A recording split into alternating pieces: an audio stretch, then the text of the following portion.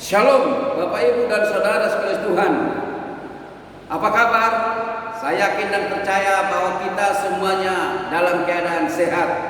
Kita bersyukur dan berterima kasih kepada Tuhan karena Dia terus-menerus memberikan kesempatan kepada kita untuk mendekatkan diri kepadanya dan juga untuk mengisi bejana rohani kita.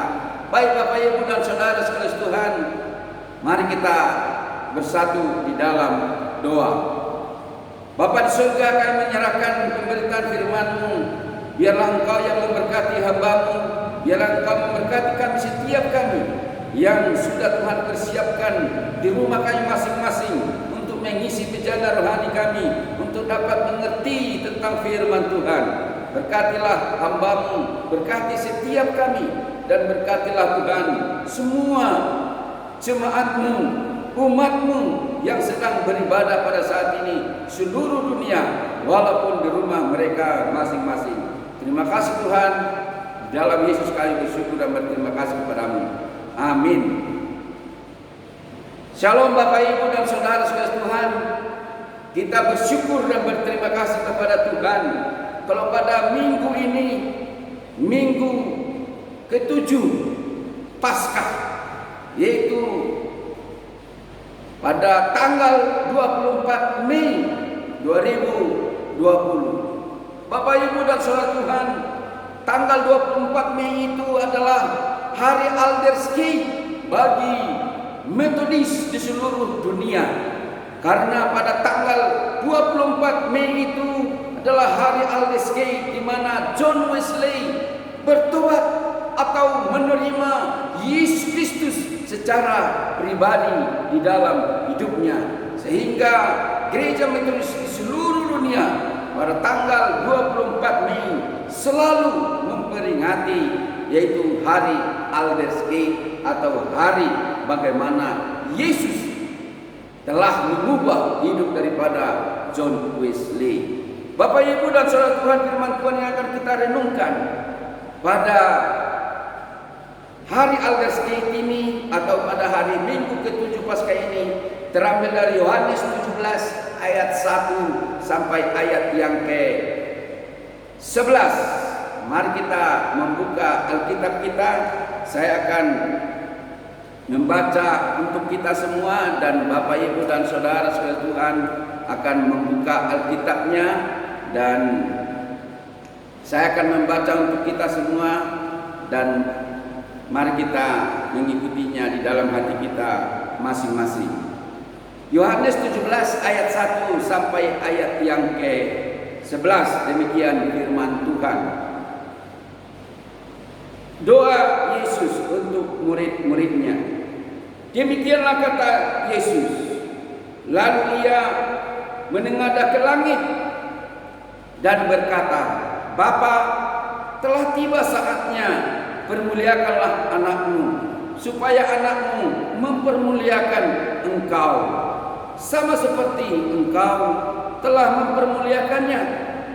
Kuasa atas segala yang hidup, demikian pula Ia akan memberikan hidup yang kekal kepada semua yang telah engkau berikan kepadanya. Inilah hidup yang kekal itu, yaitu bahwa mereka yang mengenal engkau satu-satunya Allah yang benar, dan mengenal Yesus Kristus yang telah engkau utus. Aku telah mempermuliakan engkau di bumi dengan jalan menyelesaikan pekerjaan yang engkau berikan kepadaku untuk melakukannya. Oleh sebab itu, ya Bapa, permuliakanlah aku padamu sendiri dengan kemuliaan yang kumiliki di hadirat-Mu sebelum dunia ada. Aku telah menyatakan nama-Mu kepada semua orang yang Engkau berikan kepadaku dari dunia. Mereka itu milik-Mu, dan Engkau telah memberikan mereka kepadaku, dan mereka telah menuruti firman-Mu. Sekarang mereka tahu bahwa semua yang Engkau berikan kepadaku itu berasal daripadamu. Sebab segala firman yang Engkau sampaikan kepadaku telah kusampaikan kepada mereka, dan mereka telah menerima. Mereka tahu benar bahwa aku datang daripadamu, dan mereka percaya bahwa Engkaulah yang telah mengutus aku. Aku berdoa untuk mereka, bukan untuk dunia aku berdoa, tetapi untuk mereka yang telah Engkau berikan kepadaku, sebab mereka adalah milik-Mu. Dan segala milikku adalah milik-Mu, dan milik-Mu adalah milikku. Dan aku telah dipermuliakan di dalam mereka, dan aku tidak lagi di dalam dunia, tetapi mereka masih ada di dalam dunia. Dan aku datang kepadamu, ya Bapa yang kudus. Peliharalah mereka dalam namamu, yaitu namamu yang telah Engkau berikan kepadaku, supaya mereka menjadi satu, sama seperti kita. Sampai sejauh itu pembacaan firman Tuhan. Yang berbahagia adalah kita yang mendengarkan firman Tuhan serta melakukannya dalam kehidupan kita sehari-hari. Bapak, Ibu, dan saudara Tuhan, pada minggu ke-7 Paskah atau pada hari memperingati Aldersgate ini, kita mendapatkan tema, yaitu doa siapa Tuhan Yesus sebelum Dia naik ke surga. Bapak, Ibu, dan saudara Tuhan, waktu Tuhan Yesus berada di dunia ini, banyak waktunya disisihkan, dipergunakan untuk berdoa dengan tujuan supaya apa yang dikerjakannya diberkati oleh Allah, dan supaya dia dimampukan oleh Allah untuk mengerjakan atau melaksanakannya. Bapak, Ibu, dan saudara sekalian Tuhan, Yesus berdoa syafaat untuk 3 hal, yaitu yang pertama, berdoa untuk dirinya sendiri. Itu ayat yang pertama. Dan yang kedua adalah berdoa untuk murid-muridnya dan semua orang percaya. Itu di ayat yang ke-9. Dan yang ketiga adalah berdoa untuk kesatuan murid-murid dan juga kesatuan umat percaya, yaitu ayat yang ke-11. Ketiga hal inilah yang akan kita renungkan dalam kesempatan yang indah ini. Baik Bapak, Ibu, dan saudara sekalian yang saya kasihi, marilah kita lihat ketiga hal ini. Yang pertama, Bapak, Ibu, dan saudara Tuhan, berdoa untuk diri Yesus sendiri. Yesus tahu bahwa sebentar lagi Dia akan naik ke surga, dan Dia akan meninggalkan murid-muridnya. Lalu Yesus mengatakan kepada Bapa di surga, yaitu, Bapa, permuliakanlah namamu. Yesus sampai 2 kali memohon kepada Bapanya supaya dirinya dan tiba waktunya supaya Bapa mempermuliakan namanya, yaitu Yesus. Jelas dalam ayat 1 dan ayat 5 bagaimana Yesus memohon kepada Bapanya supaya Dia dipermuliakan oleh Bapanya, karena semua tugas yang diberikan oleh Bapanya kepadanya telah selesai, telah rampung dikerjakannya. Bapak, Ibu, dan saudara Tuhan, segala tugas yang diberikan oleh Bapa kepada Yesus sudah rampung atau sudah selesai. Itulah sebabnya Dia harus kembali kepada Bapanya di surga. Yesus Kristus memberikan tugas kepada murid-murid atau mandat seperti khotbah waktu memperingati naiknya Yesus Kristus ke surga, supaya murid-murid dapat taat atau mampu untuk menyampaikan kabar baik itu kepada seluruh dunia ini. Bapak Ibu dan saudara Tuhan, ketika sebagian orang pengikut Kristus, haruslah kita meneladani dia. Bagaimana kita harus mendoakan diri kita sendiri untuk memohon kekuatan atau meminta kuasa supaya kita mampu untuk mentaatinya dan juga melakukan firman-Nya. Yang kedua yang mau kita lihat dalam firman Tuhan ini, Bapak Ibu dan Saudara Tuhan, yang pertama tadi bahwa Yesus berdoa untuk dirinya sendiri, dan yang kedua bahwa Yesus berdoa untuk murid-muridnya dan juga semua orang percaya atau orang yang dilayani oleh murid-muridnya. Di ayat yang ke-9, Bapak Ibu dan Saudara Tuhan, doa Yesus yang kedua yaitu dia berdoa untuk murid-muridnya. Doanya adalah, aku berdoa untuk mereka karena mereka adalah milik Allah sendiri.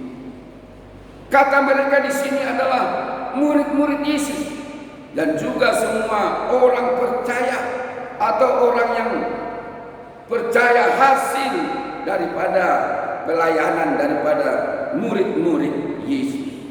Yesus mendoakan murid-muridnya agar murid-muridnya dapat meneruskan tugas yang akan ditinggalkan oleh Yesus, yaitu meneruskan pemberitaan Injil keselamatan ke seluruh dunia ini. Karena begitu banyaknya tantangan yang dihadapi oleh murid-murid dan juga orang percaya, maka perlu untuk ditopang, untuk dijaga, dan juga untuk diberi kemampuan dan juga kekuatan, dan dimampukan oleh Bapa di surga mereka semua, sehingga tugas dan juga tanggung jawab yang ditinggalkan oleh Yesus akan dapat dikerjakan dengan baik. Bapak Ibu dan saudara Tuhan, doa itu merupakan tulang punggung bagi orang percaya, dan begitu penting doa itu bagi orang-orang percaya. Dan ini juga sebagai teladan dari Tuhan Yesus, anak tunggal Allah Bapa, menjadikan doa itu suatu hal utama. Walaupun hari-harinya mulai pagi sampai malam penuh dengan tekanan-tekanan dan kewajiban-kewajiban, yaitu berbicara kepada orang banyak, menyembuhkan orang sakit, bercakap-cakap secara pribadi kepada orang lain, bepergian dan mengajar orang lain. Yesus begitu sibuk mengerjakan pekerjaan atau pelayanan, tetapi dia tetap menyisihkan waktunya untuk berdoa. Itulah sebabnya doa itu sangat penting peranannya bagi setiap kita yang percaya kepadanya. Marilah kita selalu meluangkan waktu kita untuk membawakan dalam doa semua beban kita, keluarga kita, pertumbuhan rohani kita, bahkan apapun yang menjadi pekerjaan dan pergumulan kita. Mari kita serahkan kepada Tuhan Yesus melalui doa, dan hasilnya kita akan nikmati. Ini juga sudah dibuktikan oleh orang-orang Kristen berabad-abad dan sudah merasakan hasil doa itu sendiri. Bapak, Ibu dan Saudara sekalian Tuhan, yang ketiga yang kita lihat dari firman Tuhan ini, yang pertama tadi adalah berdoa untuk dirinya sendiri. Yang kedua adalah berdoa untuk murid-muridnya dan semua orang percaya. Dan yang ketiga adalah berdoa untuk kesatuan murid-muridnya. Ini ayat yang ke-11. Bapak, Ibu dan Saudara Tuhan, sebagaimana Allah Tritunggal, yaitu Allah Bapa, Allah Anak, dan Allah Roh Kudus, itu adalah satu kesatuan. Demikian juga dengan murid-murid Yesus. Ketika nantinya dia naik ke surga, perlu bantuan dari Allah untuk menolong mereka supaya selama di dunia ini yang mempunyai tugas yang berat dan banyak tantangan, supaya tetap satu, supaya mereka tetap berjejaring, bergandengan tangan untuk menyampaikan kabar baik kepada orang lain. Bapak, Ibu dan Saudara Tuhan, Yesus juga berdoa supaya murid-muridnya dan juga orang-orang percaya atau hasil daripada pelayanan murid-murid dipelihara oleh Bapa di surga. Karena begitu banyak kebutuhan, keperluan, dan juga tantangan murid-murid, perlu diberitahukan kepada Allah lewat permohonan doa. Karena doa itu adalah alat berkomunikasi dengan Allah. Bapak, Ibu dan Saudara Tuhan, sebagai kita orang percaya kepada Yesus Kristus, kita bermohon kepada Allah, apalagi dalam situasi yang sulit sekarang oleh karena dampak COVID Corona 19. Kita mempunyai kebutuhan yang sangat terbatas.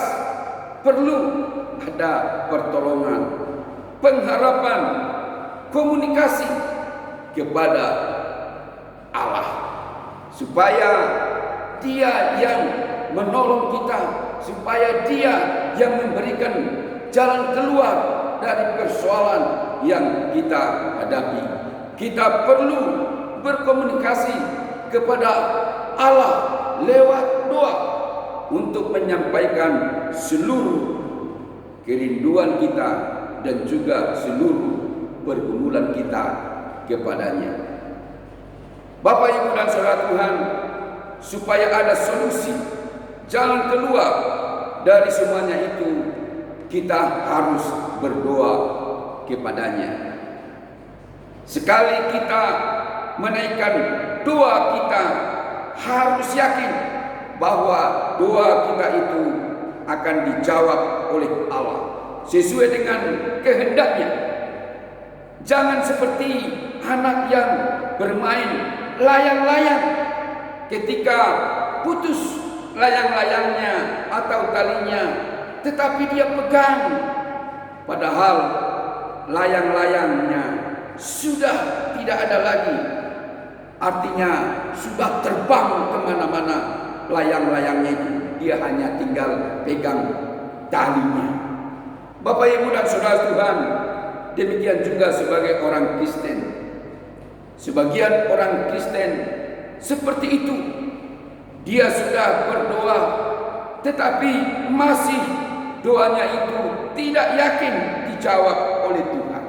Atau sepertinya doanya itu masih dipegang terus. Dia tidak yakin bahwa doa yang telah dinaikkan kepada Bapa di surga itu sudah dijawab oleh Bapa, itu sudah selesai.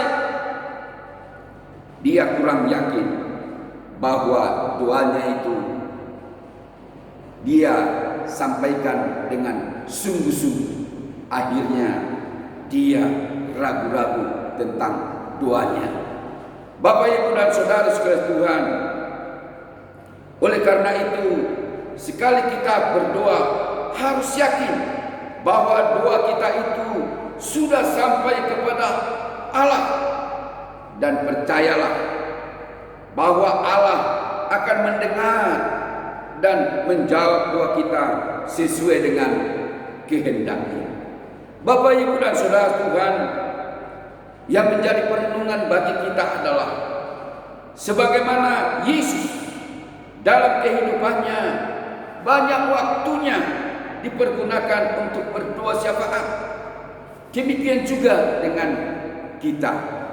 Marilah kita menyaksikan waktu kita untuk berdoa, baik untuk diri kita sendiri, untuk orang banyak, serta kesatuan semua orang percaya, dan juga kesatuan dalam keluarga kita, bahkan kesatuan dalam gerejanya. Kita harus yakin bahwa sekali kita berdoa kepada Allah, maka Allah akan menjawab sesuai dengan kehendaknya dan rencananya. Amin. Tuhan memberkati kita semua. Shalom. Salam dari hambanya Pendeta Jan Siombing dan keluarga. Amin. Mari kita bersatu di dalam doa. Bapa di surga, kami bersyukur dan berterima kasih Tuhan kepadamu, karena Engkau memberikan kepada kami kehormatan. Engkau memberikan kepada kami jaminan bagaimana Tuhan menyertai kami, bagaimana Tuhan memberikan kepada kami kuasa, bagaimana Tuhan memberikan topangan kepada kami, bagaimana Tuhan memberikan kepada kami kesatuan untuk menyampaikan kabar baik kepada orang lain. Bapa di surga, kami berdoa Tuhan ke dalam tangan-Mu. Biarlah firman Tuhan yang telah kami renungkan itu menjadi rema dalam kehidupan kami, dan kami dapat aplikasikan di dalam kehidupan kami sehari-hari. Terpujilah Engkau kekal sampai selama-lamanya. Dalam nama Tuhan kami Yesus Kristus kami berdoa. Amin. Marilah kita menerima berkat yang daripada Tuhan. Tuhan memberkati engkau dan melindungi engkau. Tuhan menyinari engkau dengan wajah-Nya dan memberi engkau kasih karunia. Tuhan menghadapkan wajah-Nya kepadamu dan memberi engkau damai sejahtera. Amin. Shalom. Tuhan memberkati kita semua.